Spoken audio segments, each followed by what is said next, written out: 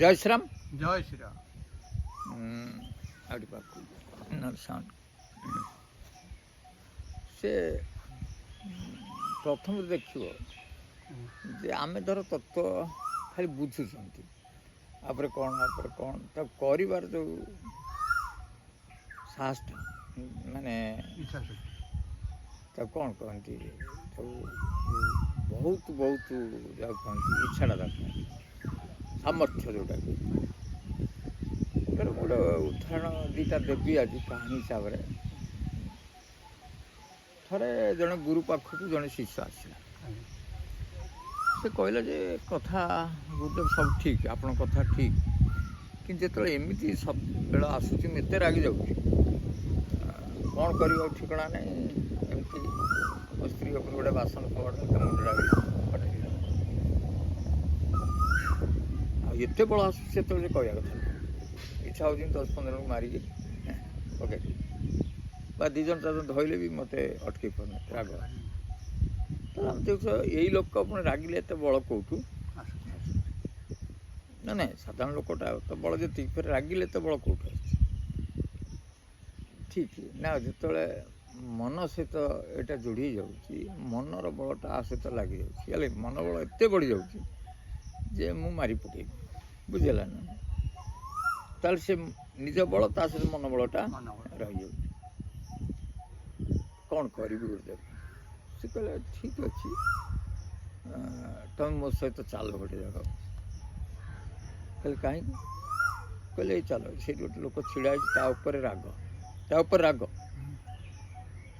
କହିଲେ ମୁଁ ତୁମ ରାଗଟା ଦେଖିଲେ ସେଇଠୁ ମୁଁ ରାଗ ଉପରେ ପାଣି ଛିଞ୍ଚିକି ଠିକ୍ କରିବି। ରାଗଟା ନ ଦେଖିଲା ମୋତେ କେମିତି କରିବି? ମୁଁ ରାଗ।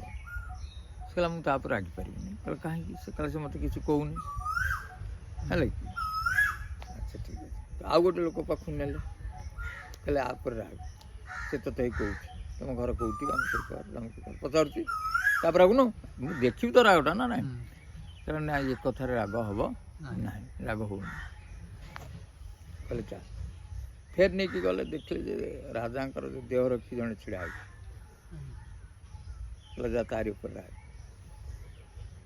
କହିଲେ ତାପରେ ତ ରାଗିପାରିବିନି, ସେ ମୋତେ କିଛି କହୁନି, ମୁଁ ରାଗିବି କାହିଁ?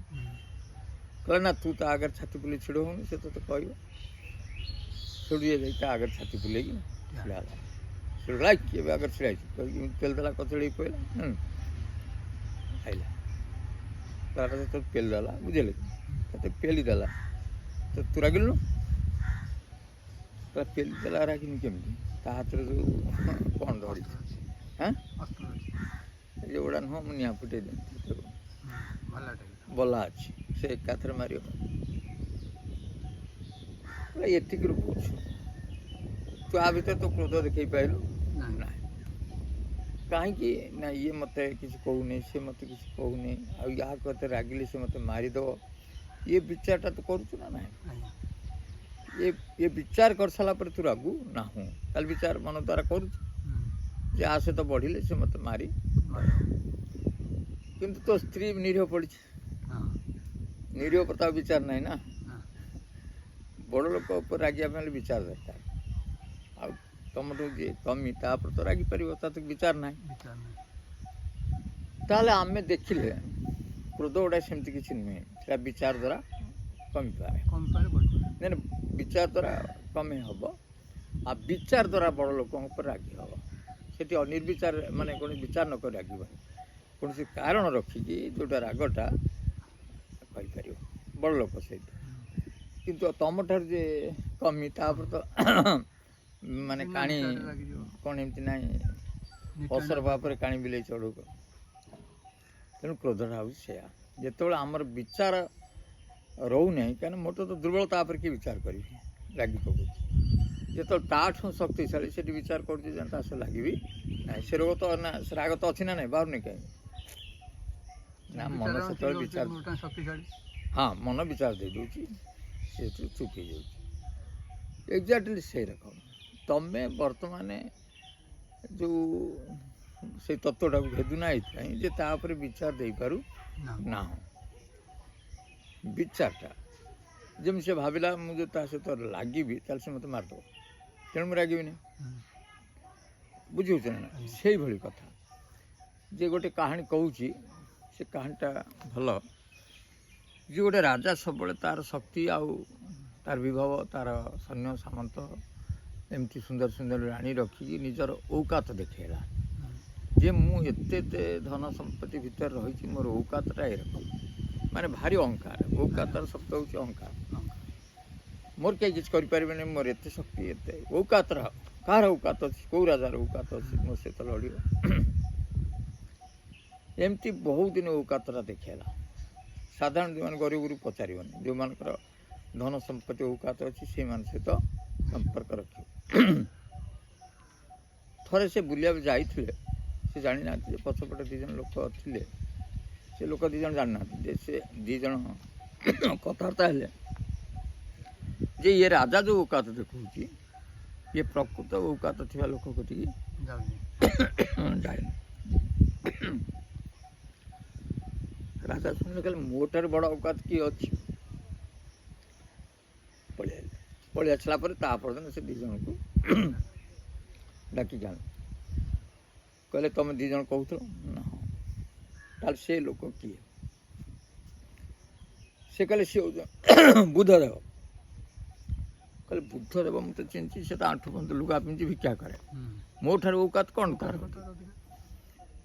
ସେ କହିଲେ ନାଇଁ ନାଇଁ, ଔକାତ ଏଇଥିପାଇଁ ଅଧିକା, ଆମେ ଦେଖିଛୁ ଆପଣଙ୍କ ଠାରୁ ବଡ଼ ବଡ଼ ରାଜା ବି ଯାଇ ସେଠି ମୁଣ୍ଡ ମାରୁ।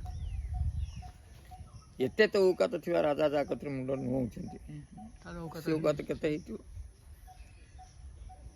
ଆଚ୍ଛା ଆଚ୍ଛା, ତାହେଲେ ସେଇଆକୁ ଯାଇକି ଯଦି ତା ଦ୍ୱାରା ମୁଁ ପ୍ରଚାର କରିବି ମୁଁ ବଡ଼ ରାଜା, ତାହେଲେ ସମସ୍ତେ ମୋତେ ମାନିଯିବେ, କାରଣ ସବୁ ରାଜା ସେଠି ଦଣ୍ଡ ଦେଉଛନ୍ତି। ସେଠୁ ତାପରେ ଦିନ ଗଲା ସୈନ୍ୟ ସାମନ୍ତ ନେଇକି, ଯେ ସେମିତି ବସିଥିଲେ ଭିକ୍ଷା ଥଳ ଧରି, ହସିଲେ। କହିଲେ ଆଜି ବୁଦ୍ଧ ତୁମକୁ ଭିକ୍ଷା ଦେବି। କହିଲେ କ'ଣ?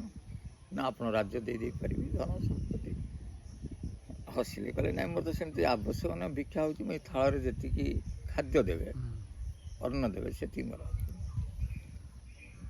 ଏତିକି ଅନ୍ନରେ ତମର ଏତେ ଔକାତ କେମିତି ଆସିଲା? ତମର ଏତେ ଔକାତ କେମିତି ଆସିଲା? ତମକୁ ସବୁ ରାଜା ଦଣ୍ଡ ହେଉଛନ୍ତି, ଏ କରୁଛନ୍ତି, ସେ କରୁଛନ୍ତି, କିନ୍ତୁ ତମକୁ ଆଜି ନିଜେ ବୁଝ ତମ ପାଖରେ କିଛି ନାହିଁ। ତେଣୁ ମୁଁ ଏତେ ସମ୍ପଦର ଅଧିକାରୀ, ତମେ ଆଜି ମୁକ୍ତ କଣ୍ଠରେ ମାନେ ଘୋଷଣା କରିବ ଯେ ସବୁଠାରୁ ଔକାତ ରାଜା ହେଉଛି ମୁଁ, ବା ମୁଁ ସବୁଠାରୁ ବଡ଼ ଶକ୍ତିଶାଳୀ ଧନଶାଳୀ ରାଜା। ବୁଦ୍ଧଦେବ ହସିଲେ, କହିଲେ ମୁଁ ତ କହିବି, କିନ୍ତୁ ଆପଣ ମୋ ସାଙ୍ଗରେ ଚାଲୁନାହାନ୍ତି ଟିକେ। କହିଲେ କେଉଁଠି ଚାଲ? ସେଠୁ ରାଜାଙ୍କୁ ନେଇଗଲେ। ଦେଖିଲେ କିଛି ବାଟରେ ଗୋଟେ ଲୋକ ମାଟି ଗୁଡ଼ାକୁ ବୋଳି ହେଉଛି ଦିହରେ, ହେଲା, ମାଟିରେ ବୋଳୁଛି, ପୁଣି ଆସିକି ପୁରା ଧ୍ୟାନରେ ବସିଯାଉଛି। ବୁଦ୍ଧଦେବ ଦେଖିଲେ, କହିଲେ ଏ ଲୋକ ଦେଖିଲ? କହିଲା ଏ ଲୋକ କ'ଣଟା ପାଗଳଟା, ମାଟିଟା ଦିହ ବୋଳି ହେଉଛି, ଆଉ କ'ଣଟା ଦେଖିଲ? ସେ ଲୋକକୁ ଡାକିଲେ, କହିଲେ ବାପା ଏଠିକା। ସେ ଆସିଲେ, ଗୁରୁଦେବ ଆପଣ ଦଣ୍ଡ। କହିଲେ ଗୁରୁଦେବ ଆପଣ ବସନ୍ତୁ ଟିକେ, ଆଉ କିଏ ସିଏ? ନା ରାଜା। ଆପଣ ରାଜା? କ'ଣ ମୋତେ ତୁ କହୁଛୁ ରାଜାକୁ ବସିବା ପାଇଁ? ସେ ତ ଭାରି ଔକାତ ଦେଖେଉଛି, ବୁଝିଲେ? କେତେ ବଡ଼ ରାଜାକୁ କହୁଛୁ ବସ। ବୁଦ୍ଧଦେବ ବସିଗଲେ, ରାଜା ଛିଡ଼ା ହେଲା। ବୁଦ୍ଧଦେବ ପଚାରିଲେ ଆରେ ବାପା ଏ ମାଟି ଗୁଡ଼ା କାହିଁକି ଦେହରେ ବୋଳି ହେଉଛି? କହିଲା ଗୁରୁଦେବ ଏଇଟା ମୋ ଔକାତ, ଆଉ କ'ଣ? ମୋ ଔକାତ ହେଉଛି ଏତିକି, ମାଟି ବୋଳିବା। କହିଲି କ'ଣ ରାଜା କହୁଛନ୍ତି ତାଙ୍କର ଏତେ ଧନ ସମ୍ପତ୍ତି ସବୁ ହେଉଛି ଔକାତ, ତୁ କହୁଛୁ ମୁଁ ମାଟି ବୋଳିବା ଔକାତ? ତା ଅର୍ଥଟି ବୁଝଉନୁ? ସେ କହିଲା ମୁଁ ଯେତେବେଳେ ଚାକିରି କରିଥିଲି ବାବା ଆପଣଙ୍କ କତିରୁ ଦୀକ୍ଷା ନେବା ପୂର୍ବରୁ, ଯେ ମୁଁ ଯେଉଁ ଭଡ଼ାଘରେ ରହୁଥିଲି ସେଟା ଏତେ ସଜେଇଥିଲି, ମୋ ସ୍ୱାମୀ ସ୍ତ୍ରୀ ଆମ ପିଲାପିଲିଙ୍କୁ ନେଇକି, କିନ୍ତୁ 10 ବର୍ଷ ପରେ ସେ ମାଲିକ ମୋତେ ବାହାର କରିଦେଲା। ମୋତେ ସେ ଘର ଏତେ ଦୁଃଖ ଦେଲା, ସେ ବଗିଚା, ସେ ଫୁଲ, ସେ ତୁଳସୀ ଗଛ, ବହୁତ କାନ୍ଦିଲି। ତାପରେ ମୋତେ ଆପଣ କହିଥିଲେ, କହିଲେ ସେ ବାସ୍ ସେଟା ଭଡ଼ା ଘର, ସେଠି କାନ୍ଦିବା ଆବଶ୍ୟକ ନାହିଁ। ତାକୁ ଆଉ ପ୍ରଥମରୁ ଚିନ୍ତା କରୁ ଯେ ମୁଁ ଛାଡ଼ିବାର ଅଛି, ତେଣୁ ଏତେ ସଜେଇବାର ଆବଶ୍ୟକ ନଥିଲା, ବା ଯଦି ବା ସଜେଇଲୁ ତା ପ୍ରତି ଏତେ ଭଲ ପାଇବା ନଥିଲା, କାରଣ ତାକୁ ଛାଡ଼ିବାକୁ ପଡ଼ିବ। ଏ ବିଚାର ତୁ ପ୍ରଥମରେ କରିକି ରହିବାର ଥିଲା। ସେଇଭଳି ଭାବରେ ଆମେ ଯେଉଁ ଘରେ ସବୁ ରହୁଛନ୍ତି ସେ ଘରେ ବି ସେୟା, ଆମେ ବି ପଳେଇବା, ସେଟା ଆଗରୁ ଥିଲା, ଏବେ ବି ପାଟିବଳ ଭାଇ ଭାଇ ହେଉଛନ୍ତି, ପୁଣି ଆମେ ପଳେଇବା, ଆମ ଛୁଆ ବି, ସେ ବି ସେଇ ଦୁଃଖ ଲାଗିବ ମଲାବେଳେ, ଏଗୁଡ଼ାକୁ ଛାଡ଼ିକି ଯାଉଛି, କିନ୍ତୁ ସେ ତାର ନୁହଁ, କିନ୍ତୁ ଛାଡ଼ି ମିଛରେ ଖାଲି ଛାଡ଼ୁଛୁ କହି ଦୁଃଖ କରିବ। ଆଉ ପୁଅ ନାତି ସେଇ ହେବ, ସେ ତମର ନୁହଁ, ତମେ ତ ଛାଡ଼ିଲା ବେଳେ ସେ ଲାଗିବ ମୋରି ଛାଡ଼ି ଦେଲା ଯାଉଛି। ତେଣୁ ଏଇ ଯେଉଁ ଆସକ୍ତି, ଏଇ ଯେଉଁ ଭଲ ପାଇବା, ତା ପ୍ରତି ପ୍ରେମ, ତା ପ୍ରତି ମୋହ ଆମକୁ କଷ୍ଟ ଦିଏ। କିନ୍ତୁ ପ୍ରଥମେ ଜାଣିବା ଦରକାର ଆମେ ସେଗୁଡ଼ା ଛାଡ଼ିବା। ତାହେଲେ ଆପଣ ମୋତେ ବୁଝେଇଥିଲେ, ଆଉ ତାପରେ ଦୀକ୍ଷା ବି ଦେଇଥିଲେ। ଦୀକ୍ଷା ବି ହେଉନଥିଲା ମୋର, କିନ୍ତୁ ଯେଉଁଦିନ ଥରେ ମୁଁ ବସିଥିଲି ଗୋଟେ ବରଗଛ ମଶାଣି ପାଖରେ, ଦେଖିଲି ଯେ ଗୋଟେ ଶବ କାନ୍ଧିକି ନେଉଛନ୍ତି, 4 ଜଣ କାନ୍ଦୁଛନ୍ତି। ମୁଁ କହିଲି କ'ଣ କେମିତି ଭାଇ ଏ ଲୋକ ମରିଗଲା?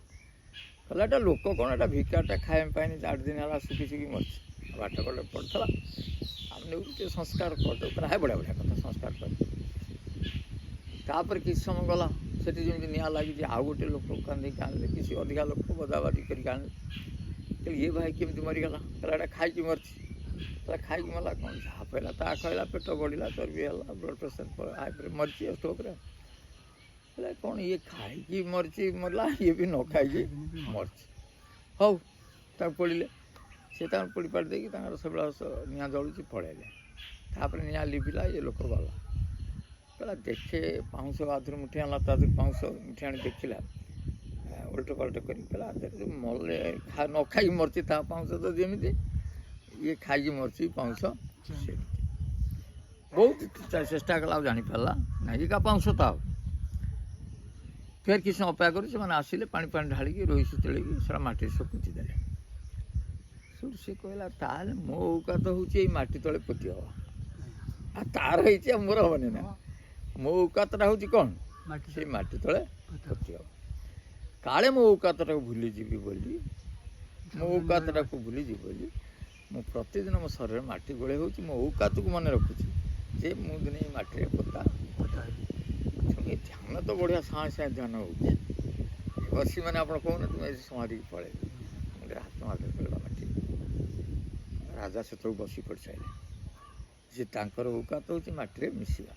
ଔକାତଟା ସୈନ୍ୟ ସାମନ୍ତ ସ୍ତ୍ରୀ ପିଲାକୁ ନୁହଁ, ହେଲା ନା। ତାପରେ ରାଜା ବଦଳିଗଲେ, କେମିତି? ବିଚାର ଦ୍ୱାରା। ସେ ପିଲା କେମିତି ବଦଳିଲା? ବିଚାର ଦ୍ୱାରା। ମୋ ଔକାତ ହେଉଛି ଏତିକି, ମୋ ଔକାତ ହେଉଛି ଏତିକି। ତେଣୁ ସେଇଭଳି ବିଚାର ଯେତେବେଳେ ତୁମ ଶରୀର ଉପରେ ତୁମେ ରଖିବ, ଧନ ସମ୍ପତ୍ତି ଉପରେ ରଖିବ, ମନା କରୁନି ଧନ ସମ୍ପତ୍ତି ଥାଉ, ଯଦି ତୁମର ବାନ୍ଧୁ ନାହିଁ ତାହେଲେ 1000 ଗାଡ଼ି ଚଳିଲେ କିଛି କଥା ନାହିଁ, ଚାଲ ଖୁସି ହୁଅ, କିନ୍ତୁ ବାନ୍ଧିଦେବ, ମୁହଁରେ ବାନ୍ଧିବା ସେ ଆଉ ଗୋଟେ କଥା। ସବୁ କର, କିନ୍ତୁ ତା ସହିତ ଔକାତଟାକୁ ମନେ ରଖ, ମୁଁ ସେଠିକି କଥା ହେବା ପାଇଁ ଯିବି। ତାହେଲେ ଏ ତତ୍ତ୍ୱକୁ ଭେଦିବାକୁ ଇଚ୍ଛା ହେବ, ନଚେତ୍ ବହୁ ଲାଗିବ। ସେ ତ ଔକାତ ରହିଯିବ ନା ପଦାରେ, ମୋ ସ୍ୱାମୀ ଚାକିରି କଲେ ନାହିଁ, ମୋ ଛୁଆ ଏଇଆ ହେଲା ନାହିଁ, ମୋର ପ୍ରମୋସନ୍ ହେଉନାହିଁ, ଇଏ ଔକାତ ଦେଖିବା ପାଇଁ ଚାହୁଁଛନ୍ତି, ଆହୁରି ବିଭବକୁ ବଢ଼ାଇବା ପାଇଁ ଚାହୁଁଛନ୍ତି। ଏ ବିଭବ ବଢ଼ାଇବା ଠିକ୍ ଅଛି, କିନ୍ତୁ ମୋହ ନ ରଖିବା ଦରକାର। ଚାଲ ଅଛି ତ କିଛି ଭଲ କାମ କର, ଘର ପାଇଁ କର, ପିଲାଙ୍କ ପାଇଁ କର, କିନ୍ତୁ ସବୁବେଳେ ଔକାତକୁ ମନେ ରଖିଥାଅ, ମୁଁ ପୋତା ହେବି।